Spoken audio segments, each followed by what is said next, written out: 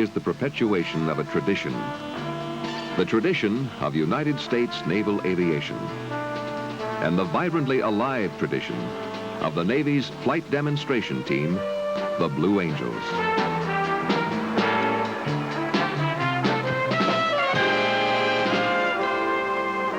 A tradition built on the skill of man, united with the ever-changing refinements of technology, conceived in the crucible of man's restless search for perfection.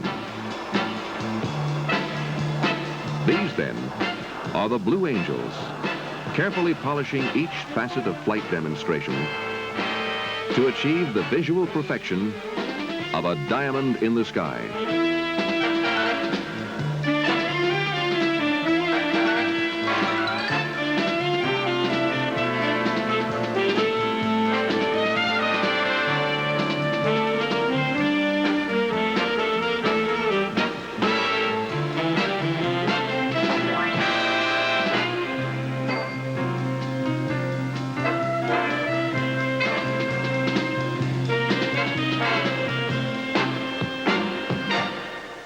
Here is the uncompromising backbone of naval air tradition, the aircraft carrier.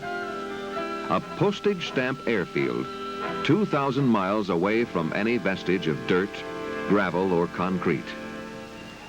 And here, far out on the perimeter of America's defense, flying skills are finely honed to the no-nonsense perfection of achieving that which is proposed here.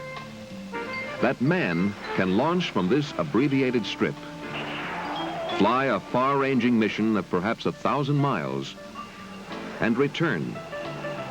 Find this little airfield in any kind of weather, and be successfully recovered to perform this same mission day after day, year after year. These carriers are the proving ground for naval aviators, the proving ground from which all Blue Angels come. Confident in their own ability, with a quiet maturity that flows from knowledge and skill. But there is more than this in the makeup of this corps of elite naval aviators. The Blue Angel commander says,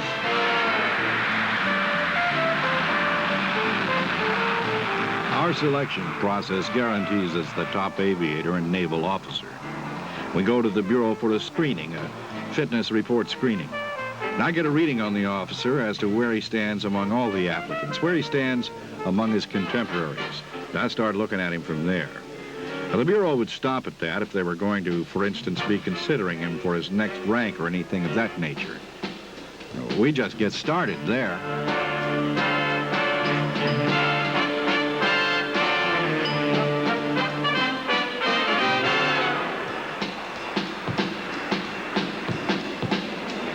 I was not selected the first year I applied. I was selected the second year, so it was, in fact, a year and a half of trying. I think the main thing that's involved here, of course, is the fact that it's a position that we've all strived for very diligently, something that you look forward to, or at least want to have the opportunity to do it. And probably the most important thing is that it is a bunch of professionals working as a team. And I think this in itself instills within each of us the feeling of pride we have once we are, in fact, on the team. a feeling of pride. Professionals working as a team. These phrases characterize the traditional approach to the Blue Angels mission.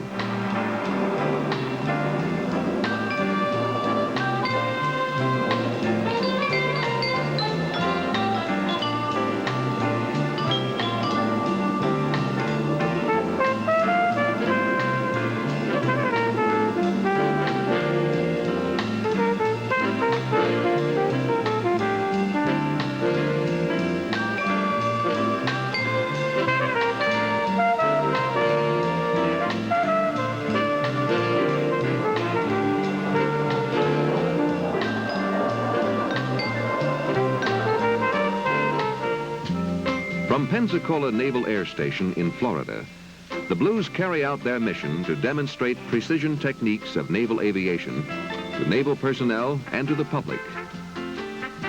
The Blues are composed of 7 pilots, a maintenance officer, and 100 enlisted personnel who comprise the maintenance team. Our maintenance personnel, I'm sure, are the best in the world by far. We've had instances of an aircraft down from a broken engine, and they've been able to procure an engine from 1,000 miles away and have it put in within 8 to 12 hours, which is phenomenal by normal standards. So these maintenance people that we have, like the pilots themselves, are hand-picked. They work many, many long hours and do an outstanding job. The team performs more than 85 demonstrations a year. Chicago, New York, and small remote towns, Vernal, Utah, and Bozeman, Montana.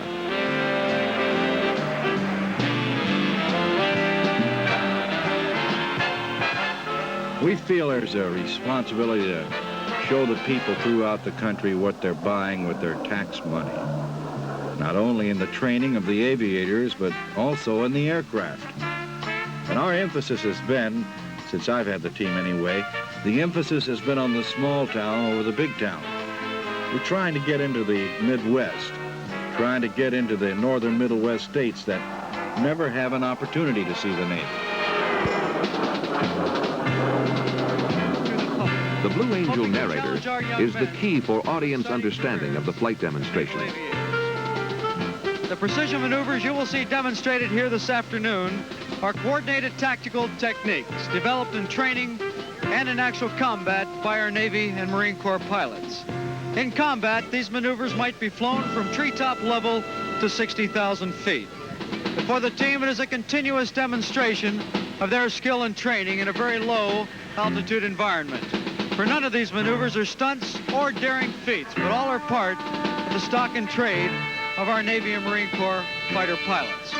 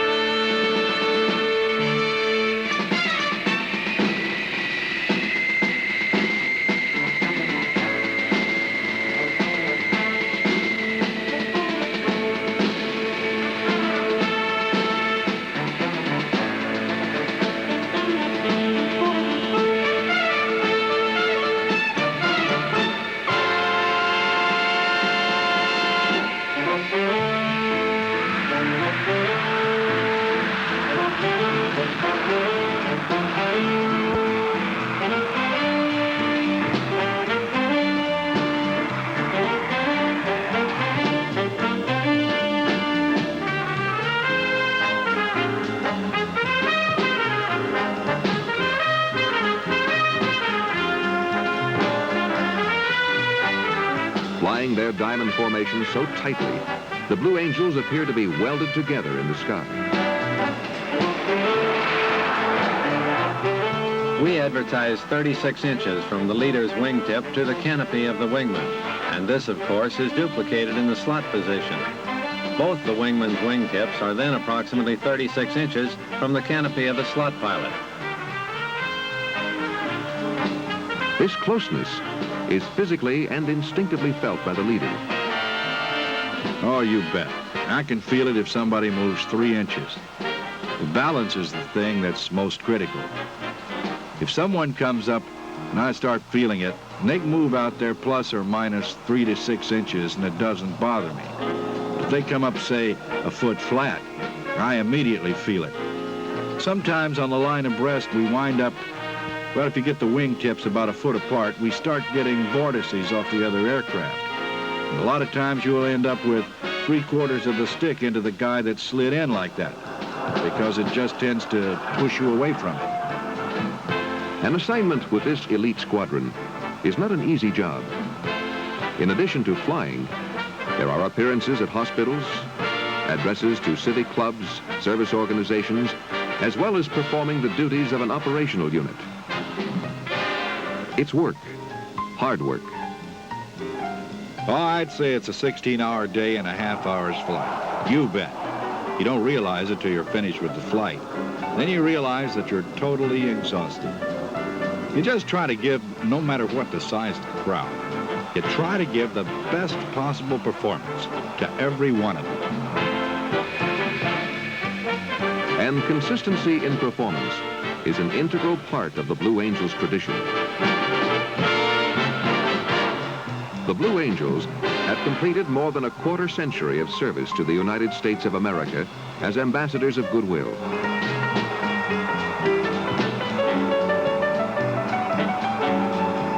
In that time, the Blues have contributed immeasurably to international understanding by performing for more than 100 million spectators. Then, by meeting these spectators face to face in a friendly exchange of people to people.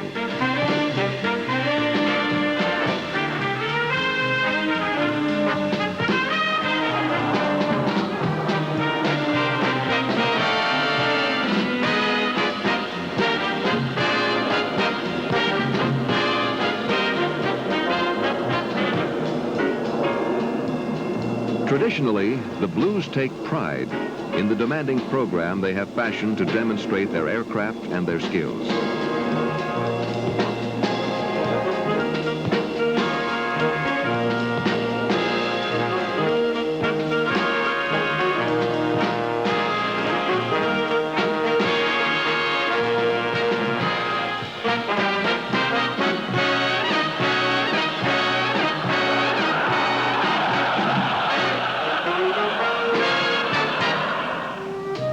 They fly their diamonds so tight that none could fly it tighter.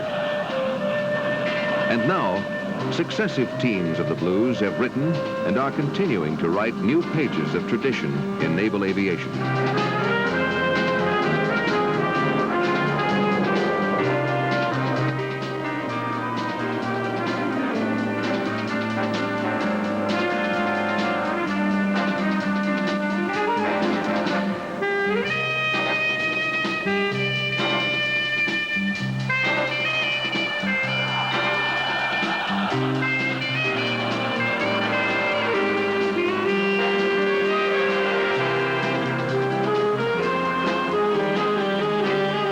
The pride is there for all to see